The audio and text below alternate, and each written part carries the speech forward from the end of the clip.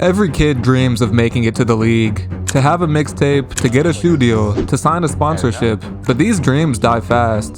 The NBA is full of ultra-athletic 7-footers that the average basketball player could never compete with.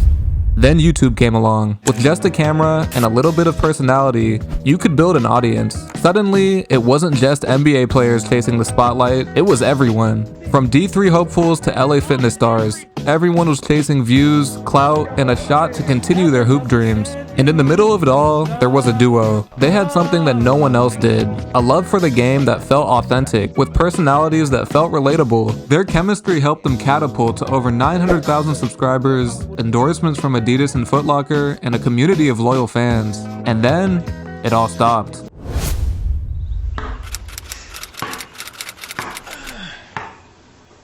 Damn, dude, what? Wake me up out of my sleep. This story begins back in 2012. Tre and Jay Jones were just two regular dudes who loved to hoop. They met in college and clicked immediately, bonding over their love for sneakers and basketball. So I met Tre and we went to hoop and I was like, damn, he kind of cold. More time went on. We started discussing kicks. Found out he had a sneaker collection that was 5 times better than mine. I thought I was hard. They started making what they called performance reviews, where they would test out basketball shoes by actually playing in them. They weren't just unboxing or reading off specs. They were really on the court, cutting, sliding, pulling up, and then breaking it all down on film. My favorite part of these was the traction tests. They'd see how the grip held up in real games. And honestly, I wasn't buying a shoe unless it passed the test. These performance reviews set them apart from nearly every other basketball channel at the time. And they worked because Tre and Jay could really hoop. You weren't out there watching some 40-year-old accountant talking about cushioning. But while they were both good in their own way, early on it was clear. Tre wasn't just a good reviewer. He was the star. Yeah, the losers always want another game, dog. Winners be chilling. I got you, bro. I got you another game. Get ready for it. Damn! That boy hovered.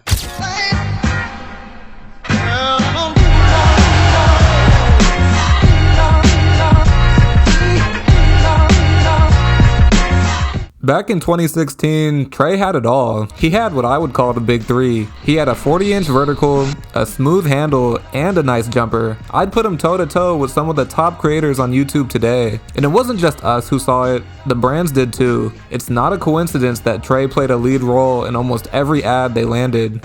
Oh yeah, you ain't done that yet.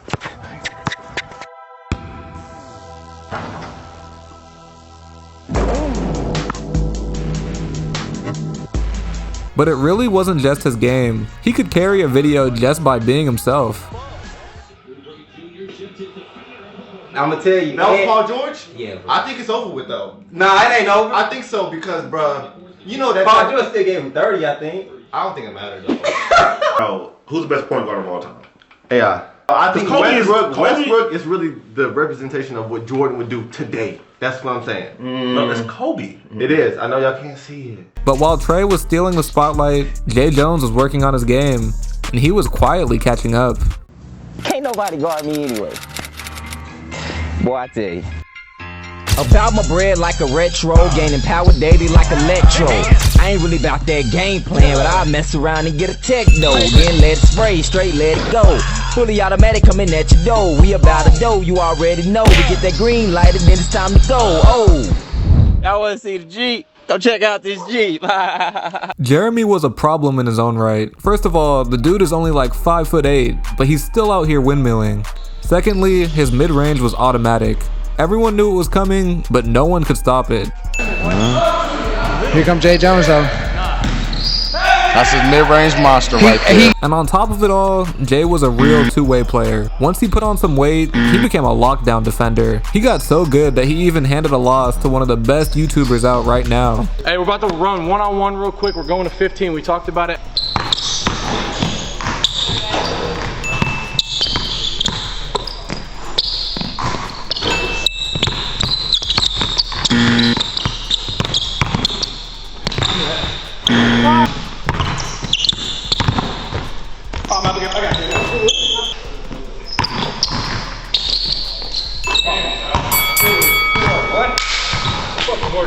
Jeremy was leveling up.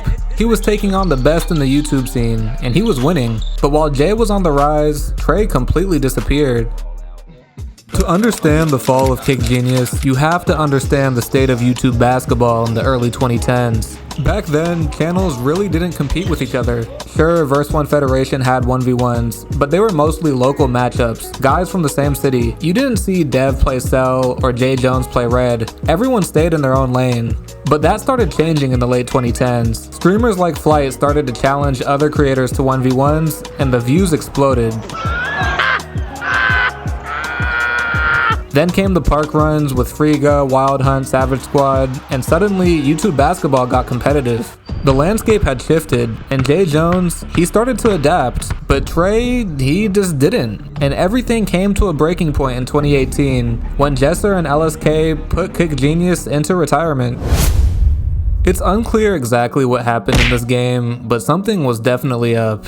Their body language was bad, their chemistry was gone, and they ended up losing to LSK in an upset. This ended up being KickGenius' last real 2v2, and things went downhill from there. In the next year, Tre completely disappeared from YouTube. For a while, no one really knew what happened. Then in 2020, they reconciled, or at least they tried to. Like, if you got a relationship with like a girl or something, a lot of the times why a man will run from a situation from a woman is because he has something going on with himself. And so that's the only point I want to drive home. It's nothing that really happened between us. Like, we still boys, you know what I'm saying? I still want to be able to be a good friend, you know what I'm saying? Like, we've had a lot of good times, and, you know, hopefully we can still continue to have, you know, like, better times. We're kind of in this moment where we see a lot of opportunity to kind of get back what we used to have.